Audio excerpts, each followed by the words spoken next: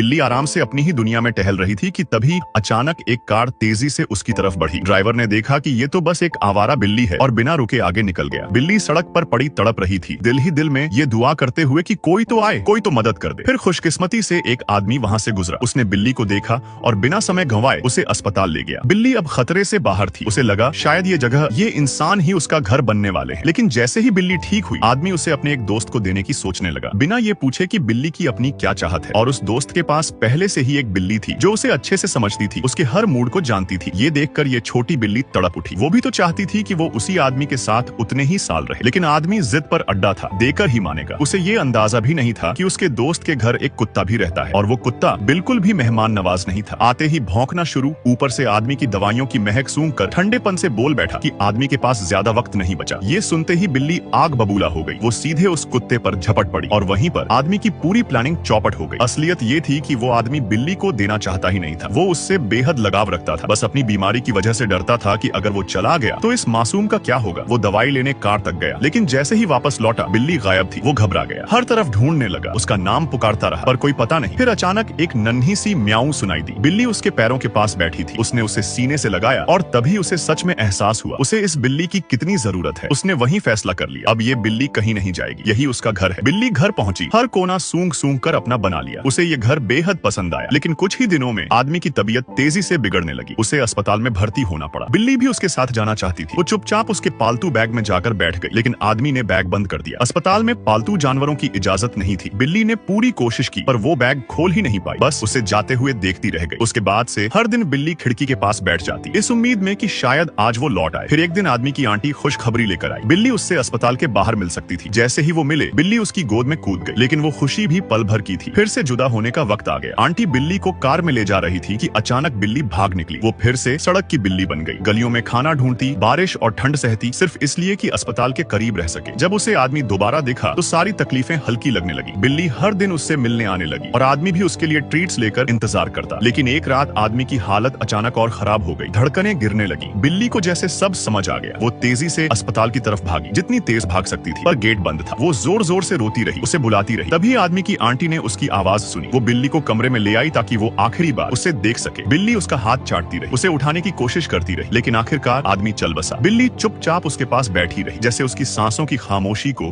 अपने दिल में समेट रही हो। और अब वो हर रोज खिड़की पर बैठकर बाहर देखती है, मानो उसे यकीन हो कि वो कहीं न कहीं अब भी उसे दिख रहा है। एक विकलांग लड़के को उसकी माँ ने कन्वेयर बेल्ट पर लिटा दिया। बेल्ट धीरे धीरे उसे क्रशिंग मशीन की तरफ बढ़ा रही थी, लेकिन लड़का बस शांत बैठा रहा। उसकी माँ का दिल दहल रहा था। वो उम्मीद कर रही थी कि शायद कोई चमत्कार हो जाए, वो खुद उठकर खड़ा हो जाए, लेकिन कुछ भी नहीं हुआ। आखिरी पल में उसने हड़बड़ाकर मशीन बंद कर दी। वो वहीं बेल्ट पर गिर पड़ी और फूट फूट कर रोने लगी। और तभी अचानक उसकी सांसें थम गई। उसका बेटा, जो सेरेब्रल पाल्सी के साथ पैदा हुआ था, रेलिंग पकड़कर खुद को ऊपर खींच रहा था। माँ दौड़कर उसके पास गई और उसे कसकर गले लगा लिया। उस दिन के बाद उसने हर रोज उसे चलने की प्रैक्टिस करवानी शुरू की और धीरे धीरे उसे बोलना भी सिखाया। अपनी माँ के प्यार और मेहनत के साथ सैम धीरे धीरे मजबूत होने लगा। लेकिन एक दिन कुछ गुंडों ने उसे घेर लिया। माँ उसे बचाने के लिए दौड़ी, लेकिन सैम ने खुद मौका पकड़ लिया। उसने अपना पैसा खींचकर वापस लिया और भाग गया। माँ अवाक रह गई। उसके कांपते पैरों के बावजूद सैम गुंडों से भी तेज दौड़ रहा था। अगले ही दिन उसकी माँ उसे पैरालंपिक एथलेटिक्स टीम के ट्रायल में ले गई, लेकिन उन्होंने उसे मना कर दिया। उम्र अभी कम थी। दोनों वापस लौट रहे थे कि सैम की नजर लगातार ट्रैक पर दौड़ते खिलाड़ियों पर अटकी हुई थी। माँ ने अचानक मुड़कर देखा और दंग रह गई। सैम खुद ट्रैक पर उतर चुका था। देर से शुरू किया, लेकिन फिर भी दूसरा स्थान हासिल कर लिया। कोच तुरंत उसके पास आया और उसे टीम में शामिल होने का ऑफर दिया। माँ को बेहद गर्व हुआ, लेकिन प्रोफेशनल एथलीट बनना आसान नहीं होता। ट्रेनिंग दर्दनाक और बेहद कठिन थी। खराब बैलेंस की वजह से सैम ट्रैक के मोड़ों पर फिसल जाता था, इसलिए कोच ने उसे चौथे रिले पोजीशन पर रखने का फैसला किया। लेकिन जिस रनर की जगह वो आने वाला था, वो भड़क गया। उसने शर्त रख दी, सैम तभी उसकी जगह ले सकता है अगर वो 100 मीटर 15 सेकंड से कम में दौड़ ले। सैम ने जान लगाकर मेहनत की, लेकिन 15 सेकंड का टाइम तोड़ नहीं पा रहा था। निराश होकर उसने सिर पर प्लास्टिक बैग डाल लिया